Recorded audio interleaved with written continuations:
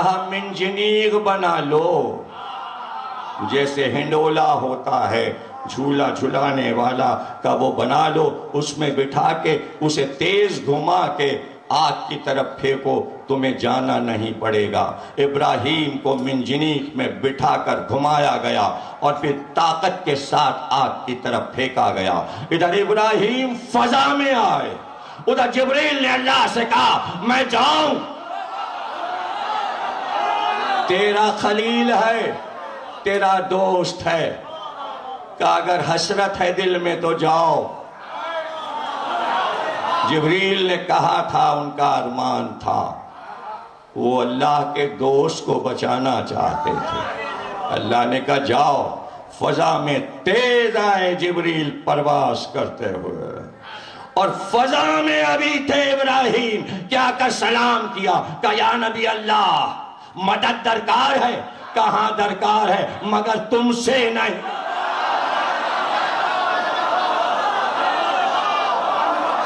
مدد درکار ہے مگر تم سے نہیں۔ ابراہیم سے بڑا نبی کوئی نہیں، اگر ہیں تو سرکار شیخ الانبیاء افضل ترین ہیں، تمام 1,24,000 انبیاء سے سوا ہمارے سرکار کے ہر نبی سے ابراہیم افضل۔ اگر کوئی بات کر دیں تو سنت ابراہیمی بنتی ہے، اب تک پیچھا نہیں چھوٹا سنت ابراہیمی سے، اور مسلمان اس پہ چلے جا رہے ہیں۔ اللہ کو معلوم تھا کہ مسلمان نبی کی سنت چھوڑ دیں گے مگر ابراہیم کی پکڑے رہیں گے، یہ نہیں چھوڑیں گے۔ اس لیے ابراہیم کو بھی یہ معلوم ہے کہ ہمیں اس وقت کیا کہنا ہے۔ اگر جبریل سے مدد لے لیتے تو امت قیامت تک کہتی یا جبریل یا جبریل۔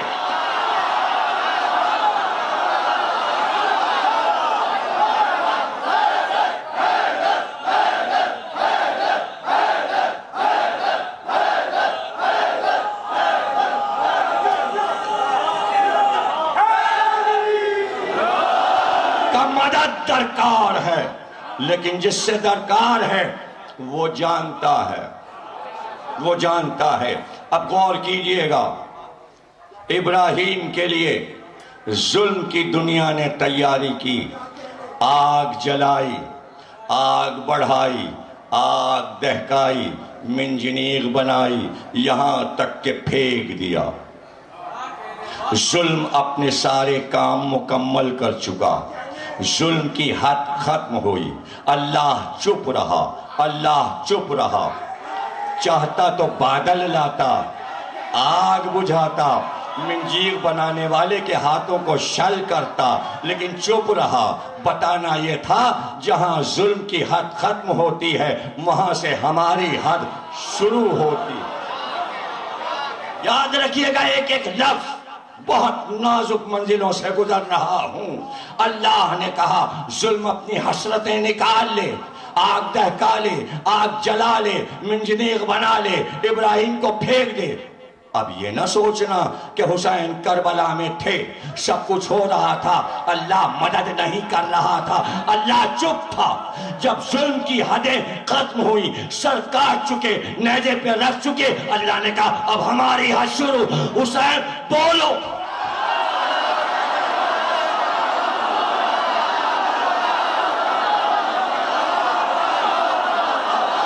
حسین بولو، اور انہیں بتاؤ کہ انہوں نے اتنی محنت تمہیں مارنے میں کی تھی، یہ مارنا۔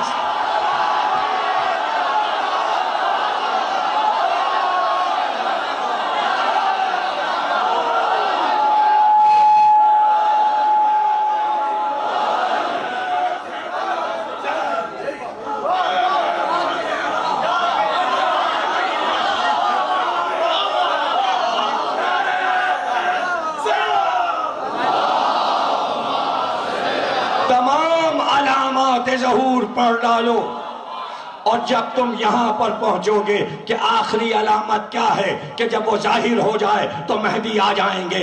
آخری علامت سنو، سب شیعہ سنی لکھتے ہیں کہ جب مشرق میں آگ نظر آئے اور مغرب میں آگ نظر آئے اور تم اپنے گھر میں بیٹھ کر وہ آگ دیکھو، بس سمجھ جانا مہدی اب آنے والا ہے۔ مہدی آنے والا ہے، یہ تو حدیث ہے۔ آج کے سائنس کے اعتبار سے مشرق و مغرب میں آگ کہاں سے آئے گی؟ اب تو نمرود بھی نہیں ہے، اب تو نمرود بھی نہیں ہے۔ تو یہی لکھا دانشوروں نے کہ ایٹم بم ایسے بن چکے ہیں کہ اگر پھینکے جائیں تو آسمان تک آگ جائے گی۔ یہ طے ہے کہ مشرق کے پاس بھی ایٹم بم ہے اور مغرب کے پاس بھی ہے، اور امریکہ تلاش کر رہا ہے کہ چائنا کے پاس کیا کیا ہے، روس کے پاس کیا کیا ہے، لیکن یہ طے ہے کہ سب کے تیار ہیں۔ اور بعض ایسے ہیں کہ جو آپس میں ٹکرا جائیں گے اور دنیا میں آگ ہی آگ ہو جائے گی۔ یہ سائنس بھی کہہ رہی ہے، یہی مذہب بھی کہہ رہا ہے۔ تو کہنا یہ ہے کہ آپ پوچھتے مہدی کیوں نہیں آتے، مہدی کیوں نہیں آتے؟ مہدی جب آئیں گے جب انسان اپنی ترقیوں میں خود آگ لگا لے گا۔ آگ تو لگاؤ، نمرود نے آگ جلائی اور ابراہیم آئے۔ جب دنیا آگ بنے گی فخر ابراہیم آ جائے گا۔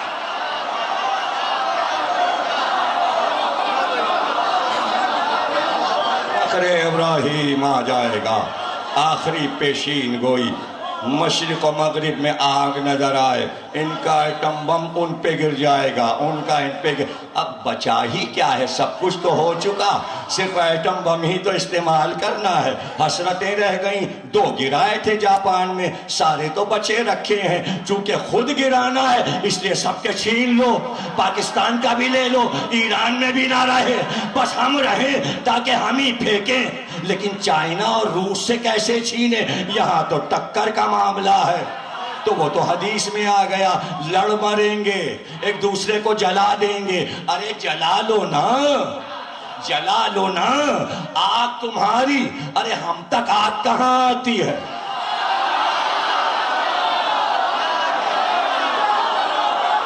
ہم تک آگ کہاں آتی ہے؟ اس لیے کہ ابراہیم آگ میں چلے، جیسے ہی قدم آگ پر پہنچے تھے کہ وہ شعلے پھول بنے، چنگاریاں کلیاں بنی، چٹکتا ہوا ایک گلستہ کھلا، اور اس گلستہ میں ایک تخت تھا، تخت پہ ابراہیم تھے۔ اب جو نمرود نے دیکھا آگ نہیں تھی، باغ تھا، باغ میں ابراہیم تھے، ابراہیم تخت پہ بیٹھے تھے، پہلو میں ایک جوان مسکرا رہا تھا۔ پوچھا گیا یہ کون؟ کہا یا علی۔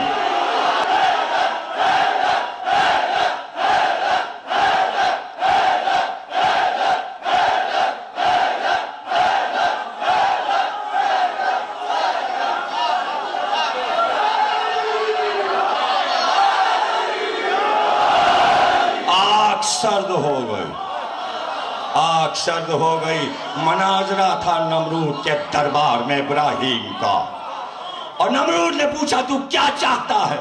کہا میں یہ چاہتا ہوں کہ اپنے دعوے سے دستبردار ہو جا، خدا تو نہیں ہے،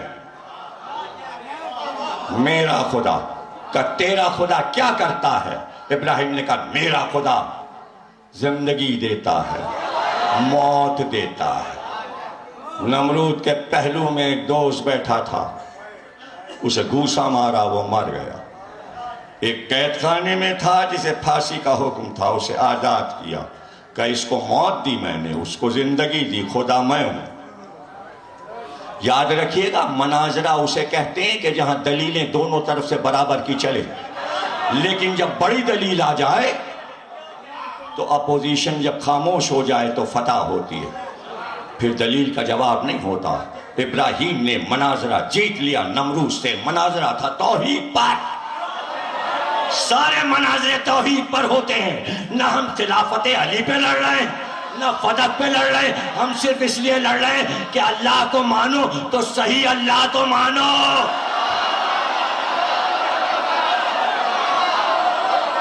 جیسا ہے ویسا مانو۔ نمونے تو اللہ کے آ چکے، فرعون نے کہا میں اللہ، نمرود نے کہا میں اللہ، شداد نے کہا میں اللہ۔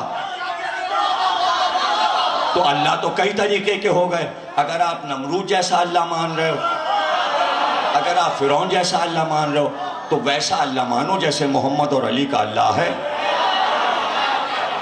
تو اسی کا تو مناظرہ. یہ سب توحید پر ہیں تقریریں، توحید پر. اب اوروں کے نام کیوں آتے ہیں؟ اس لیے کہ جنہوں نے توحید کو زندہ کیا ان کا ذکر تو بار بار آئے گا، چاہے وہ ابراہیم ہو یا محمد ہو یا علی ہو یا حسن ہو یا حسین ہو یا فاطمہ ہو. جنہوں نے توحید کو زندہ کر دیا اور اس کے کائنات کی لاج رکھ لی. جس نے توحید کو نورانی بنا کر پیش کیا کہ نور ہی نور ہے اور سمجھو کہ معبود کیا ہے. ایک بار دلیل قائم کی. ابراہیم نے کہا اچھا موت بھی تو دیتا ہے اور زندگی بھی تو دیتا ہے، لیکن ہمارا رب مشرق سے آفتاب نکالتا ہے، مشرق سے آفتاب نکالتا ہے. اگر تو رب ہے تو مغرب سے نکال کے دکھا. کہتے یہ سن کر نمرود کی بات، ابراہیم کی بات سن کر نمرود بغلیں جھانکنے لگا. یہ قرآن کے الفاظ ہیں. مناظرے کی فتح یہ ہے کہ دشمن بغلیں جھانکنے لگے.